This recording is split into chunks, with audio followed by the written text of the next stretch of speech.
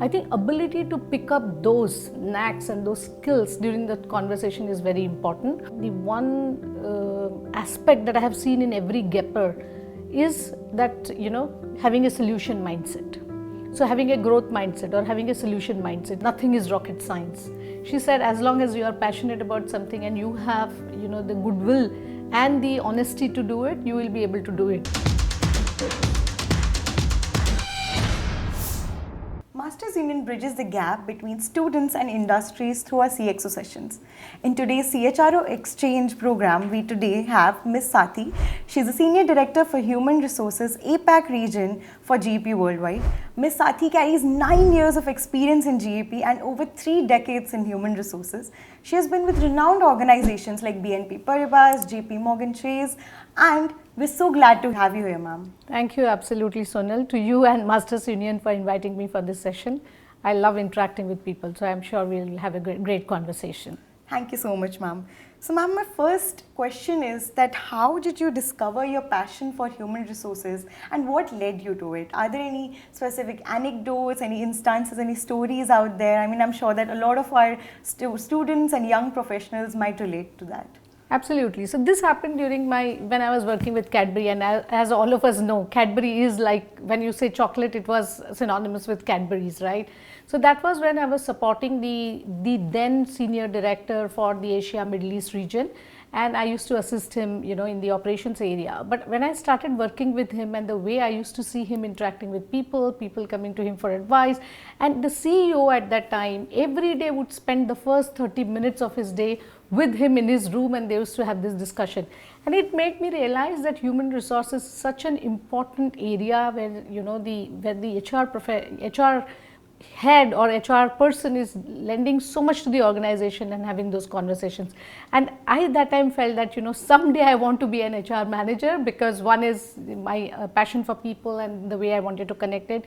The other is because I thought HR was a very, very important part in the organization. So without an HR person, it is very difficult to drive an organization. So those were the two reasons Absolutely. That I thought that I wanted to be in this space.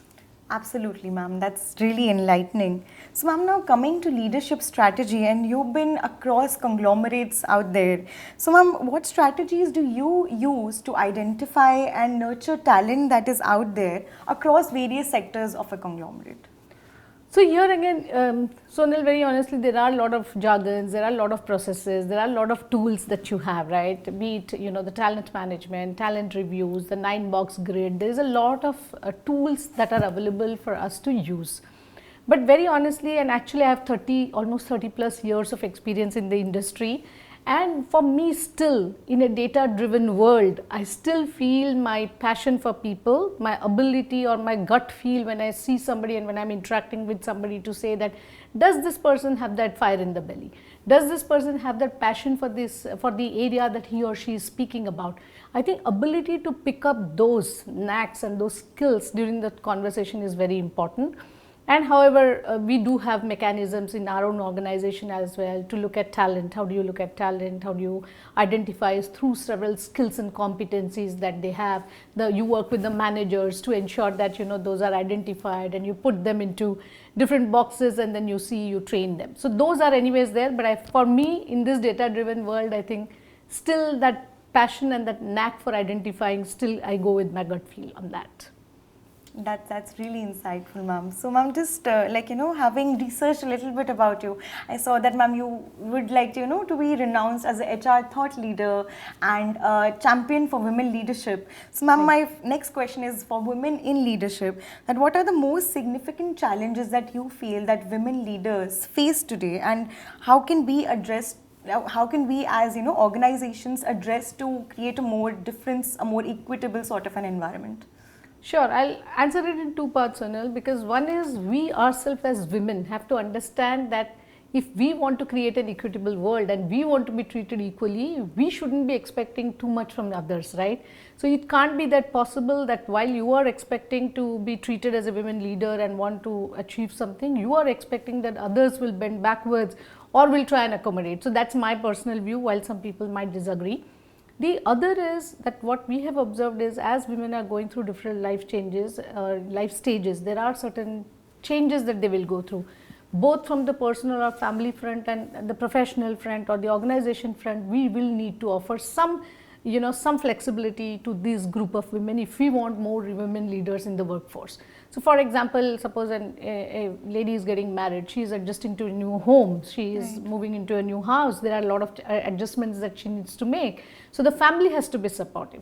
On the other side, the organization also needs to understand that if the person has gone through a life change, there are certain flexibility to be offered. There could be certain, and thankfully today I think remote work from home, flexibility is very, very acceptable. So I think it is much easier to make those changes.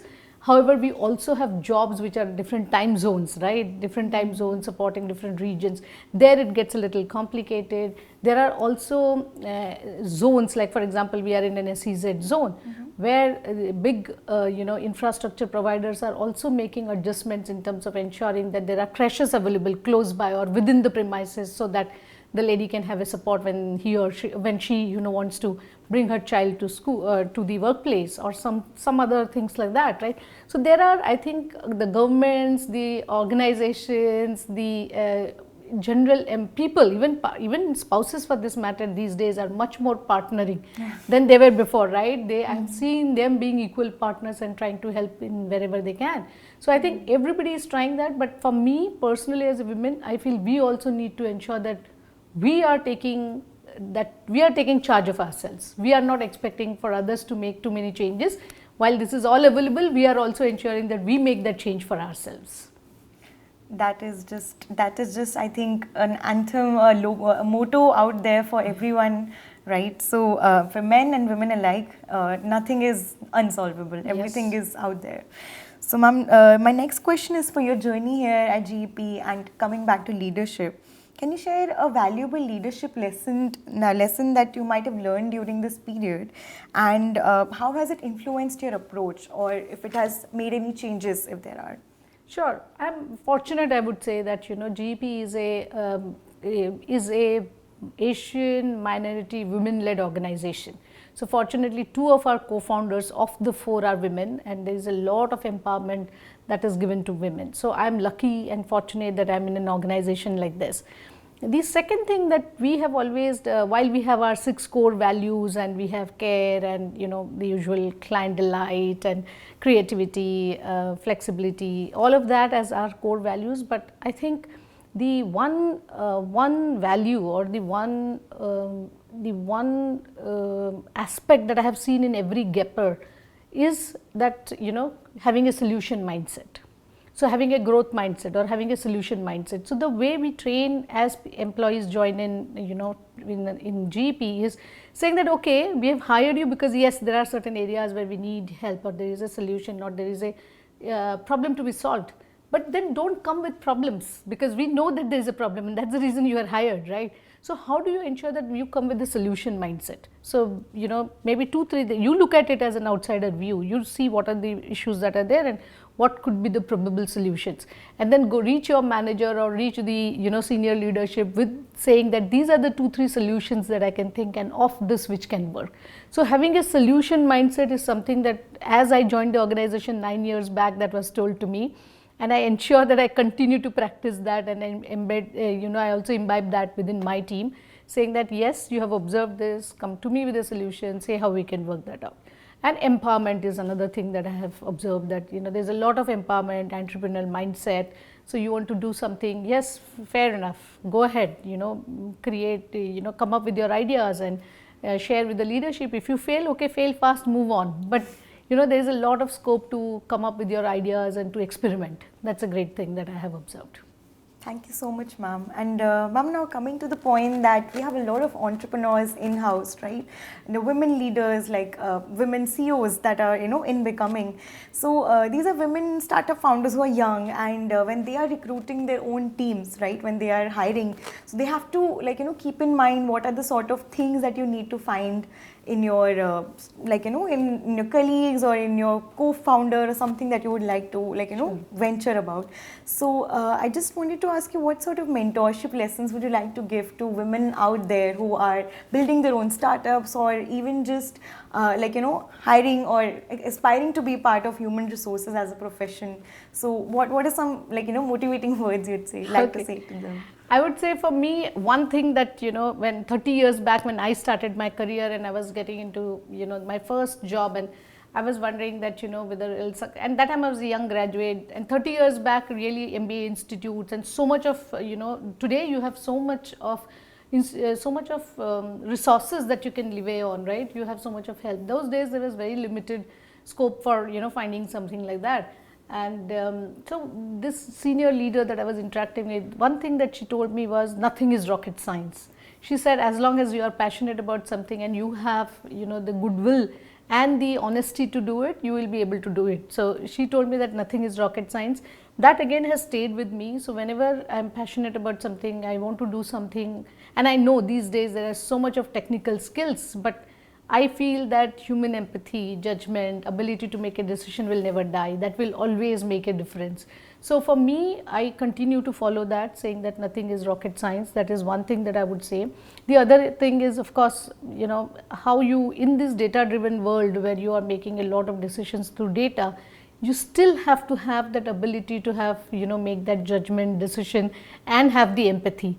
If you are able to have these three underlying skills or competencies, then I think your ability to make the right decision, choose the right people for your team, and ensure that all of them are successful.